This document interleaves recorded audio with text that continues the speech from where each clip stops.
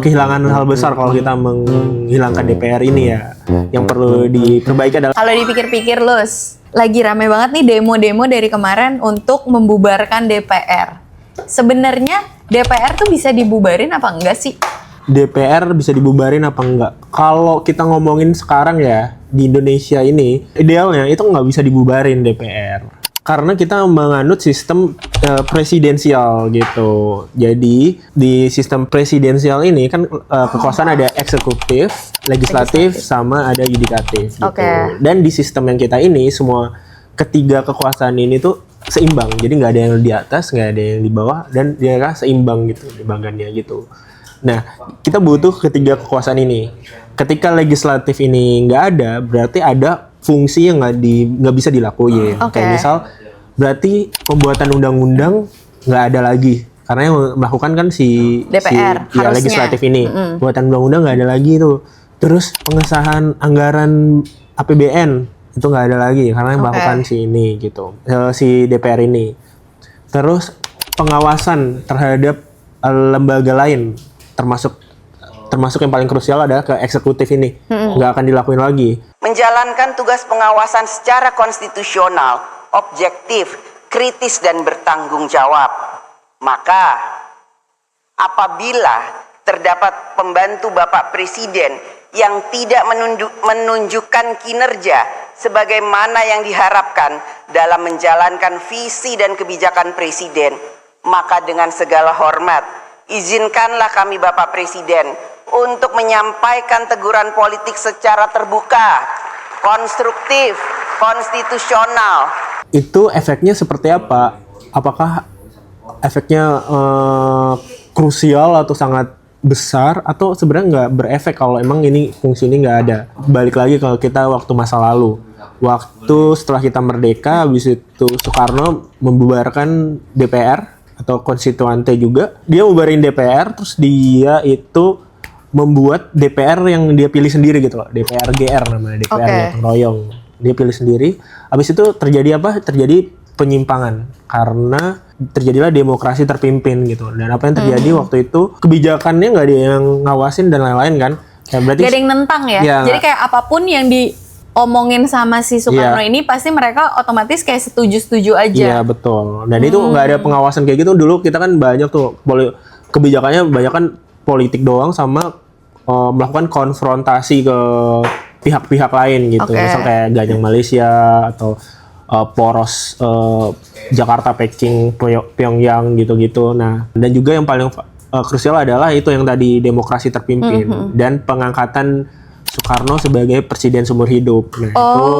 Nah, itu kan penyelewengan terhadap demokrasi gitu. Nah, itu nggak adanya pengawasan dari DPR. Dan sampai di puncaknya itu sebelum G30 SPKI, waktu berakhirnya masa ini, itu kan terjadi banyak inflasi, hiperinflasi juga kan, yang paling terkenal hiperinflasi, terus beberapa kebijakan yang kayak melakukan devaluasi terhadap mata uang gitu, sampai kayak gitu. Dan juga ekonomi kita yang jadinya turun drastis lah gitu. Nah, mungkin kalau sekarang yang terjadi, akan terjadi hal yang sama. Eksekutif itu bakalan membuat, karena tidak ada undang-undang tadi, kekosongan itu tadi, tidak ada pengawasan tadi, eksekutif akan membuat undang-undang yang melegitimasi mereka untuk memimpinnya akan secara otoriter dan sesuka ini mereka lah gitu, karena nggak adanya pengawasan itu tadi. Sekarang gitu. emang ada? Ya, kita nggak tahu, tapi setidaknya kekuatan ini adalah menyeimbangkan kekuatan si eksekutif itu. Karena kita juga ngeliat ada terjadi di berbagai negara, yang kayak misal di Thailand yang sering terjadi kudeta yang dipimpin sama junta militer gitu-gitu kan. Itu adalah undang-undang yang kosong itu tadi diisilah sama undang-undang yang baru bikinan junta militer, jadinya otoriter. Atau dulu yang paling terkenal di Peru, si presidennya Alberto Fujimori gitu, dia juga melakukan kudeta mandiri dengan menutup parlemen gitu. Dan dia juga melakukan kebijakan-kebijakan yang sebenarnya bisa dibilang otoriter gitu. Tapi ini contoh-contoh yang lu sebut ini, apakah pembubaran sesuatu yang kayak DPR ini, atau memang emang nggak ada, jadi makanya di kudeta dan di... Ya, kudetanya itu adalah pembubaran DPR itu tadi. Maksudnya pembubaran parlemen itu tadi gitu. Jadi misal yang si Alberto Fujimori ini ya, dia ngeranggap parlemen itu kayak penghambat gitu lah, penghambat. Jadi dibubarin sama dia. Iya, sama kayak Soekarno. Dia waktu awal itu dia menghapuskan parlemen karena dia nganggap kalau DPR ini nggak bisa membuat undang-undang yang ini. Dia balikin lagi ke undang-undang sebelumnya gitu. Tapi ternyata fungsi dia bukan cuma buat undang-undang, tapi banyak hal lainnya tadi kayak termasuk pengawasan, terus anggaran gitu juga. Tapi ya sebenarnya ini gue nggak tahu ya akan boleh dimasukin apa enggak. Jadi kayak gue merasa sebenarnya concern warga negara Indonesia ini tuh lebih kayak ya padahal kan DPR itu harusnya mewakili rakyat ya, bukan memihak pada suatu golongan lah.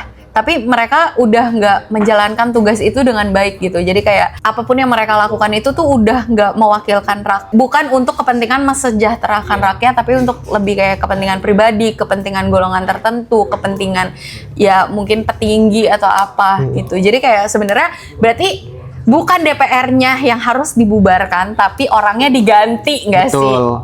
Nah, sebenarnya kalau penggantian ini tengah jalan, misal ini kita berhasil mengganti gitu, ya kan pasti akan terjadi nggak ada kekosongan itu dulu kan? Kekosongan itu kan terjadi dan pemilihan lagi.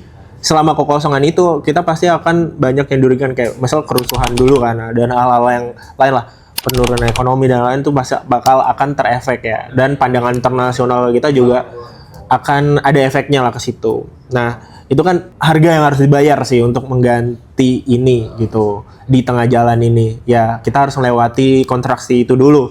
Tapi apakah sepadan harga yang dibayar untuk itu gitu? Apakah ada cara lain kayak misal kita mengganti dia ketika emang waktu yang ditentukan, misal pemilu 5 tahun sekali itu. Nah, pemilu waktu 5 tahun sekali itu adalah berarti cara kita adalah mengganti orang-orang yang sekarang itu. Jangan kita pilih lagi. Kenapa harus mereka lagi gitu dipilih gitu? Itulah cara mengganti yang paling apa ya? Menurut gue yang paling bisa terjadi lah sekarang ini. Mungkin kita bisa memperbaiki dengan berbagai cara. Misal kita tentuin dong KPI yang paling apa? Kita tahu semua ya KPI DPR apa aja gitu kan. Soalnya tadi kan indikator tugasnya adalah anggaran, legislasi, sama pengawasan gitu. Nah, kita tentuin batas-batas yang jelas atau KPI yang jelas untuk masing-masing fungsi itu apa aja. Itu yang sebenarnya paling bisa dilakukan kan. Ya, jadi dan kayak, kita melakukan pengawasan iya, untuk itu. Iya, kita demo maksudnya masyarakat Indonesia demo kayak kalau misalnya tentang undang-undang kalian jangan gini.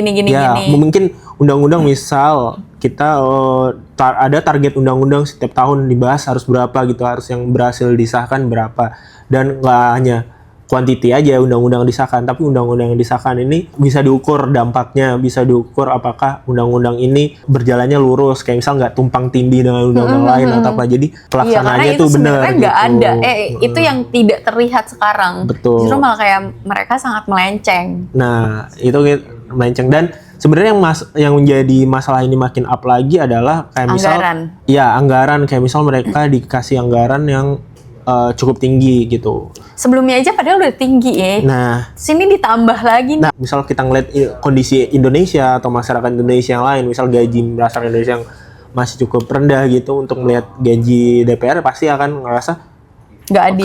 Ketidakadilan itu ada. Makanya itu yang memicu akhir-akhir ini ya masalah demo atau pembubaran DPR itu tadi. Kehilangan hal besar kalau kita menghilangkan DPR ini ya. Yang perlu diperbaiki adalah kinerjanya. Benar, karena kalau menghilangkan belum tentu jadi lebih baik. Keadaannya justru malah berdampak kemana-mana. Dan untuk semua hal yang udah dilakuin di negara-negara lain, penghilangan DPR ini adalah menjadikan negaranya akan buruk. Nggak ada yang berhasil untuk melakukan itu gitu. Dan menjadi lebih baik.